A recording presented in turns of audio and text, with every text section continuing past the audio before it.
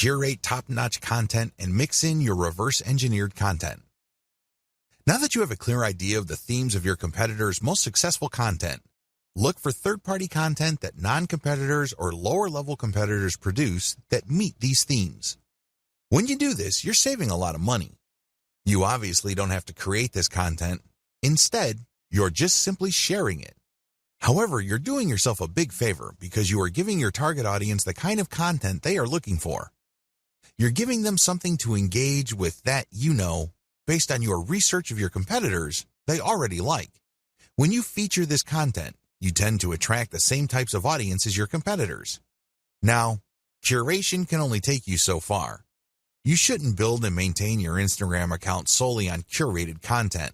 You're being lazy when you do that. Instead, you use this content to draw and engage with your audience members. Next, you then come up with a short list of your competitors' very best content and you come up with your own version. This version has to be so much better that it's obvious. This is the key. This is what will put you over. Because remember, you're trying to build a persona. Up to this point, when you curate, the only persona you're building is that you're just part of the niche. Your brand is just another face in the crowd. You want to get over. You want to come up head and shoulders from the rest. How do you do this? You improve the best existing niche content you find on Instagram and you publish this as your own. By paying attention to video 4 and figuring out what is the hottest content in your niche, you then come up with your own version and then use this on your own feed. You rotate these along with the curated content that you are already publishing. How exactly do you improve on others' content? There are several ways you can improve the quality of content that you reverse engineer. Again, you're not copying and pasting here. You're not taking somebody's work and passing it off as your own. No, you're taking ideas so you can create your own original content, but you end up creating better content because you used one or a few or all of the following strategies. To improve content, you should do the following. Update. Offer an updated version of the content. If the hottest pictures your competitors are showing are grainy and obviously old, come up with an updated picture. You'd be surprised as to how viral your content can be. How come? Well, you are publishing something that is obviously up to date. Higher production quality. When you're publishing content, make sure that the quality values of the content are high. This means high resolution, crisp imagery, the colors are top-notch. Also, the composition has to be really good. You have to produce content that is so obviously superior to your competitors that your brand stands out. That is the standard you should aim for. Include more details. I can't even begin to tell you how many Instagram accounts out there just post a picture and hashtag, if that. That's all they do.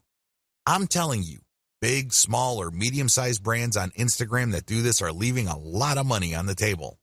You have to give more details because when you do this, you complete information gaps in the minds of your viewers. There's less mystery. This makes your brand more trustworthy. Eventually, if you keep this up, they start looking at your brand as some sort of reference site or some sort of resource. Don't be lazy. Now, there is such a thing as overkill, but you have to find that happy medium ground between too much information and not enough. Use better hashtags. When you do your reverse engineering, you will notice that some tags get used a lot more, but unfortunately, they may be too general or they may be too broad. You might end up attracting the wrong kind of crowd. You have to play around with your hashtag selection until you reach a point where you can be sure that a more specific tag is pulling more traffic from Instagram or helping you gain more followers. Unfortunately, there is no black and white answer to this. This is one of those things that you just have to try out on a purely trial and error basis until you get it right.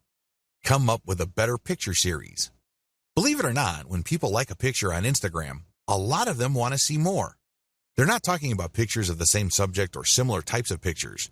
They're talking about pictures from the same series. It's not unusual for people to see a picture of a beautiful vacation location, and somebody just posted 2 pictures. People who see that vacation destination would love to see its surrounding areas. They would love to see what it looks like at night, low tide, high tide, you name it. The more angles your pictures present, the more engaged your community can become. Use a better influencer distribution network. After you've done Instagram marketing for a couple of weeks, you would quickly notice that some accounts on Instagram tend to get a lot more attention in your niche than others. You should not automatically run away from these people. You might be thinking that they are competitors.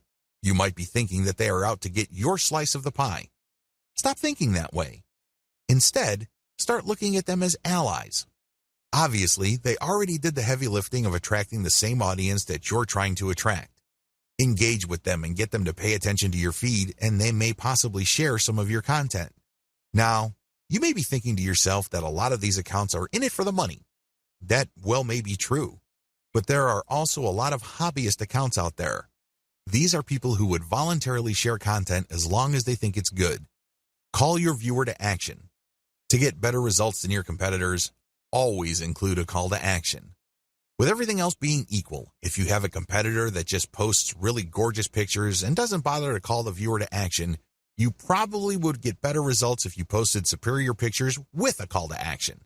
Remember, the name of the game here is to figure out your competitor's strengths and build on them while at the same time taking advantage of their weaknesses.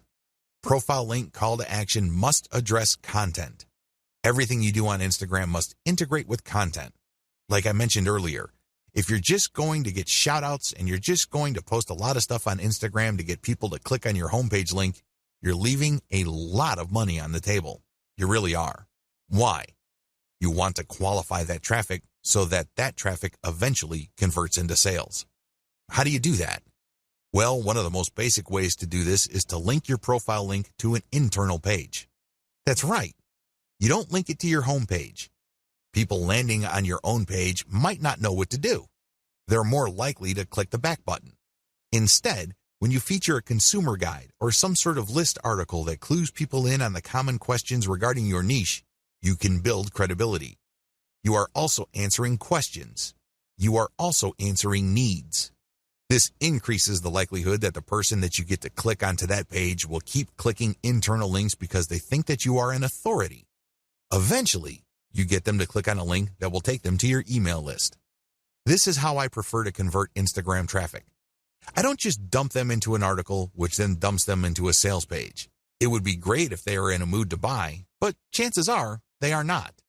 The better approach is to get them on your mailing list and let your mailing list, by sending content and other information, do the heavy lifting of eventually converting your list members into paying customers. That's how the game is played. If you don't follow the tips above, chances are your content is just going to remain flat. It's not going to register with your target audience members.